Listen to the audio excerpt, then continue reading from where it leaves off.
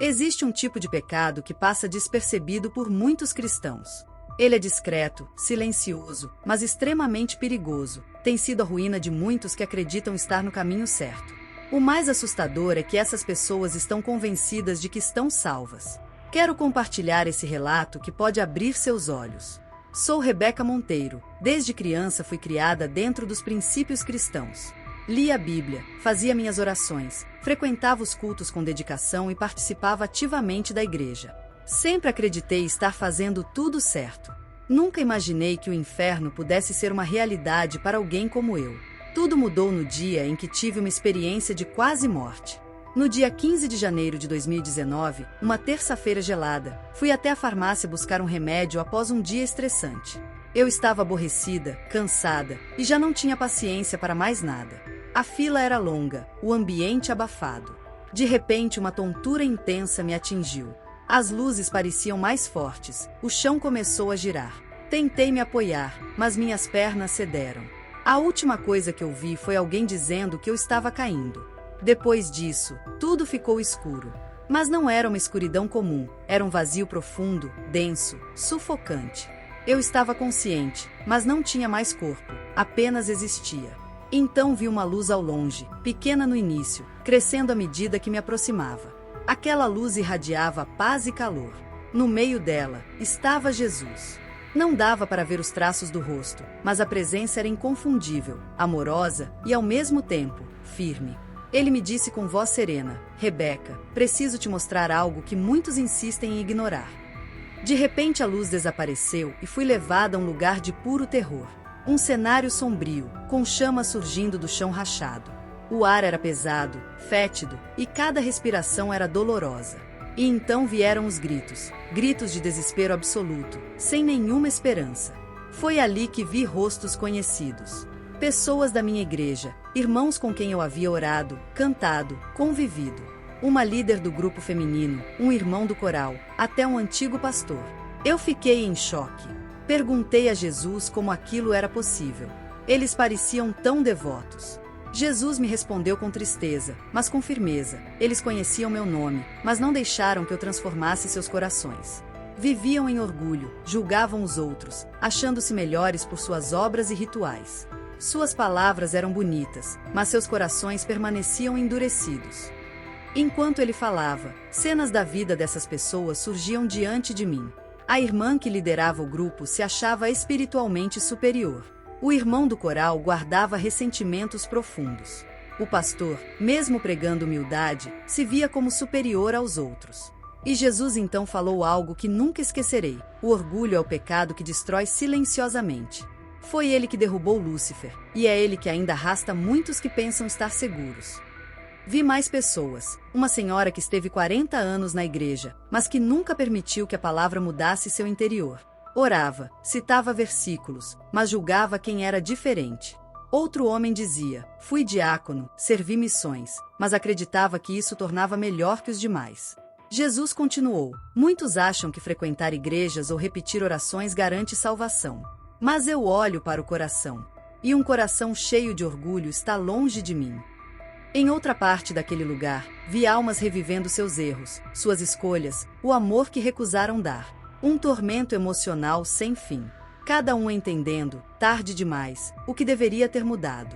Também vi uma mulher da minha igreja, ativa, presente, servidora. Ela chorava: mas eu fiz tanto por ti.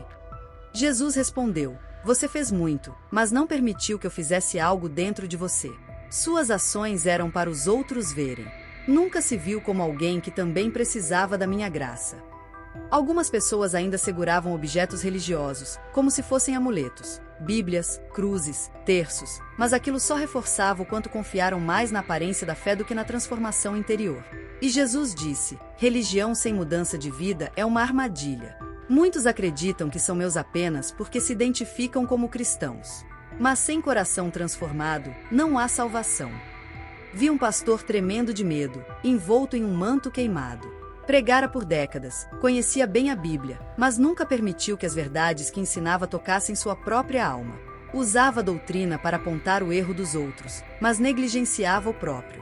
Jesus falou: quem ensina sobre mim será cobrado com mais rigor. A responsabilidade é grande. Ele conduziu muitos a uma fé superficial, igual a dele. Mais adiante, vi pessoas cercadas, mas isoladas, incapazes de se tocar. Eram almas que se recusaram a perdoar. Repetiam "perdoa as nossas ofensas", sem compreender o peso dessas palavras.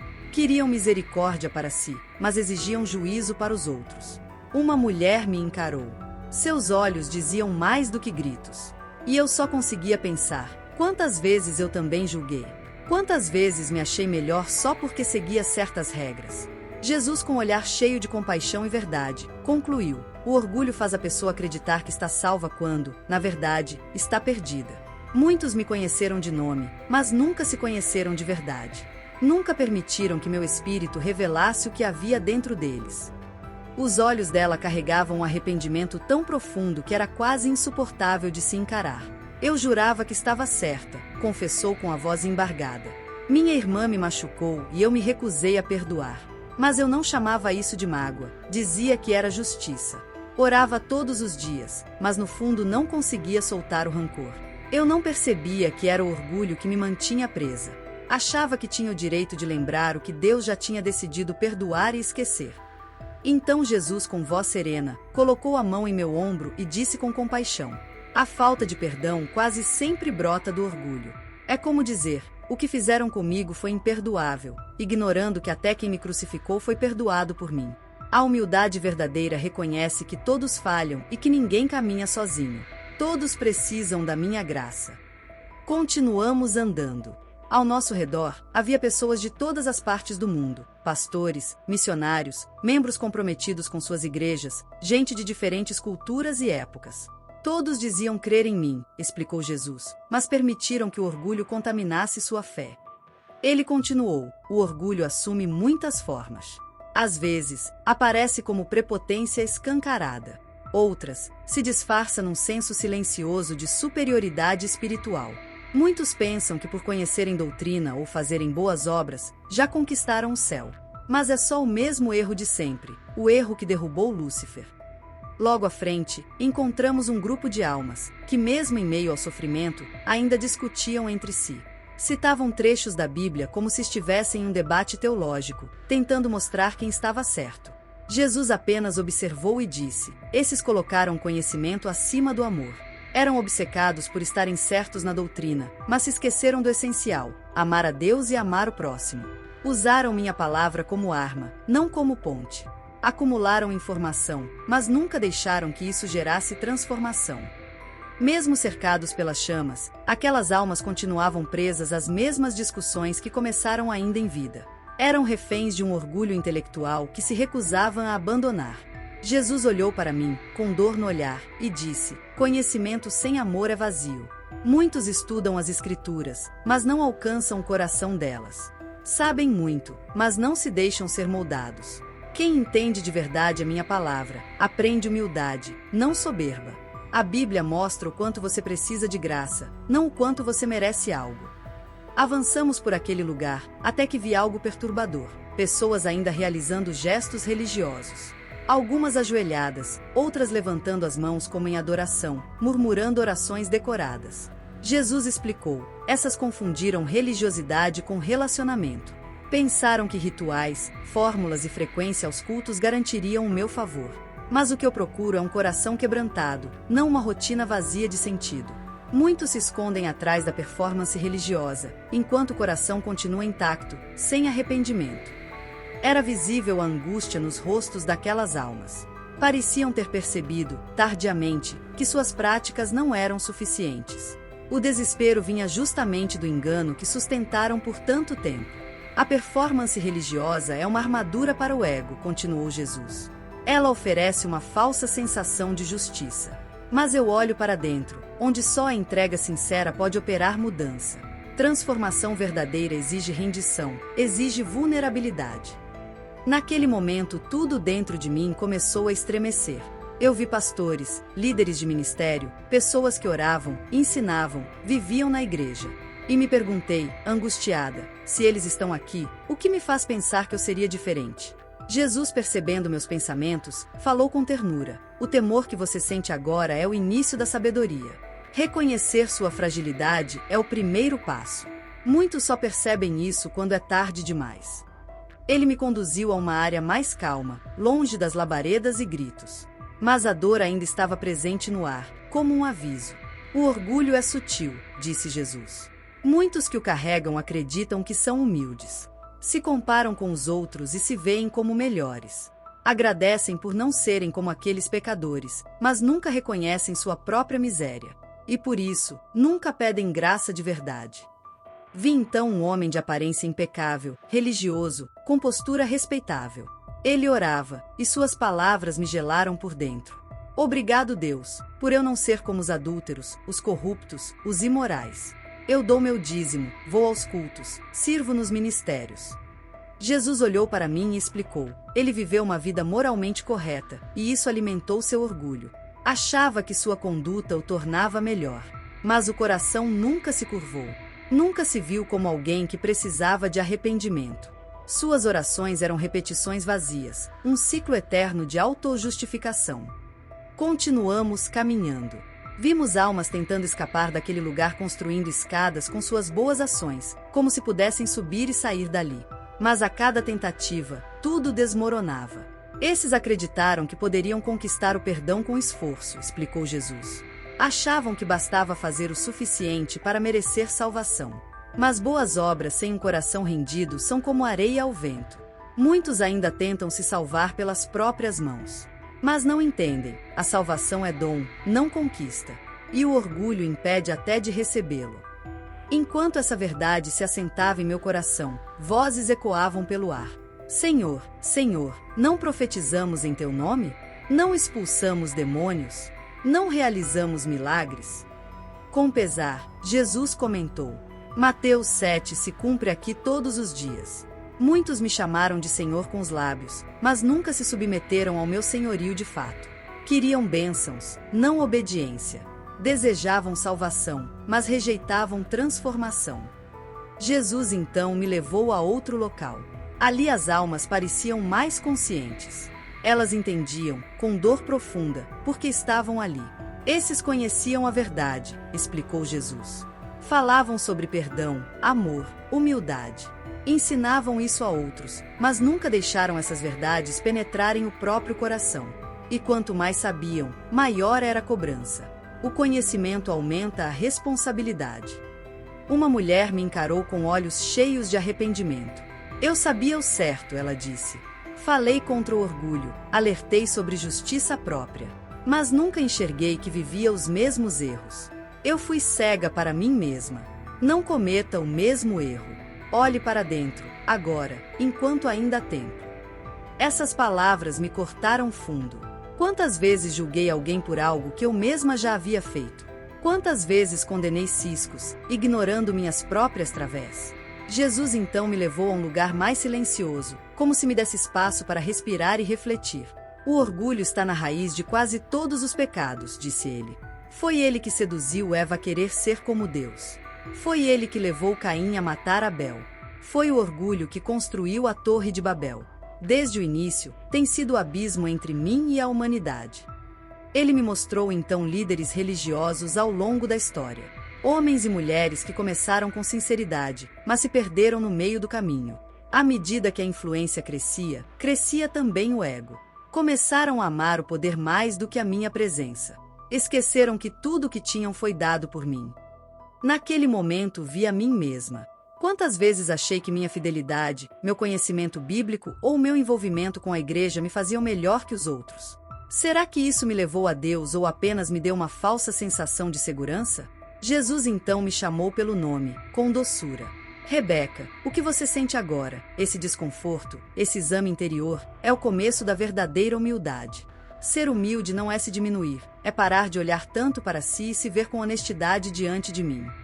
Então ele me mostrou rostos serenos, pessoas que haviam vivido com humildade genuína. Não eram conhecidas, nem líderes renomados, eram simples. Mas sua fé era real, silenciosa, transformadora. Essas pessoas sabiam, mais do que qualquer outra coisa, o quanto precisavam da graça de Deus. Eles compreendiam profundamente a necessidade da graça de Deus, e mais ainda, estavam dispostos a oferecê-la ao próximo. Essas pessoas viviam cientes de que, sem Jesus, nada podiam realizar. Não se orgulhavam das obras, pois sabiam que tudo vinha do Espírito, não dos seus méritos. Não julgavam, porque reconheciam o tamanho de sua própria falha e a profundidade do perdão recebido. Sua postura era de gratidão constante, não de merecimento. Jesus me levou a uma cena impactante. 2 pessoas orando lado a lado. Pareciam iguais, mesmos gestos, palavras, mas o coração revelava diferença. Um orava por hábito, o outro, com humildade e sinceridade. Era um diálogo de alma, não uma obrigação ritual. Jesus disse: até a oração pode nascer do orgulho ou da humildade. Eu ouço a intenção por trás das palavras. Essa revelação me atingiu com força. Me lembrei de tantas orações feitas por costume, estilo checklist espiritual, sem me importar com a vontade de Deus, mas com meus próprios desejos. Então ele me mostrou algo no mundo espiritual. Milhões de pessoas vivas na Terra cercadas por uma sombra quase imperceptível. Essa sombra representava o orgulho, sutil, crescente conforme o coração da pessoa. Jesus explicou: o orgulho cega. Muitos pensam estar bem porque nunca se olharam de verdade. Imaginei como muitas dessas pessoas eram fiéis na igreja, servindo, estudando, mas ainda seguiam cegas. Jesus completou: religiosidade pode esconder orgulho. É mais fácil seguir rituais do que se deixar transformar. Muitos se contentam em parecer cristãos, mas não suportam a vulnerabilidade que um relacionamento comigo exige. Vi como esse orgulho moldava a visão das pessoas. Comparavam-se, julgavam os outros e não percebiam sua própria condição interior. Em todo o mundo, cristãos confiam em cargos, títulos, conhecimento, comportamento, e continuam espiritualmente escuros quando se apresentam diante da eternidade. Jesus lembrou: quantos atravessam a morte confiantes e descobrem tarde demais que nunca me conheceram de verdade? Com ternura, ele me disse: estou te mostrando isso porque você ainda pode enxergar. Nem todos têm essa chance. Ele me levou diante de um espelho da alma onde vi minha própria religiosidade, orações, leituras, muitas atividades, mas também orgulho, julgamento, autossuficiência. Via que meu coração ainda julgava outros de forma sutil. Jesus explicou: a salvação não se conquista. Nenhuma obra pode curar um coração que se recusa à humildade. A verdadeira transformação começa quando o orgulho é deixado a meus pés. Diante disso, me ajoelhei, não por obrigação, mas porque não aguentava mais me esconder. Pela primeira vez, vi minha real necessidade de salvação, não como uma mera ideia, mas como algo urgente, pessoal. Descobri que religiosidade, conhecimento e frequência podem oferecer uma falsa segurança quando o coração permanece intacto. Arrependimento verdadeiro, ele afirmou, não é só lamentar pecados, mas reconhecer a condição do coração e permitir uma mudança completa. Com o tempo, senti a graça me libertar do peso do desempenho e da comparação. Jesus me mostrou outra cena: pessoas simples, sem busca de reconhecimento, vivendo numa humildade genuína. Para elas, a fé não era para impressionar, mas para amar, servir e crescer em intimidade com Deus. Jesus disse: humildade de verdade não é se diminuir, é estar tão encantado comigo que sobra pouco espaço para pensar em si mesmo. Essas pessoas não eram mais ou menos ativas do que as daquelas almas orgulhosas. Na verdade, até faziam mais, mas serviam motivadas pela gratidão, não pela obrigação.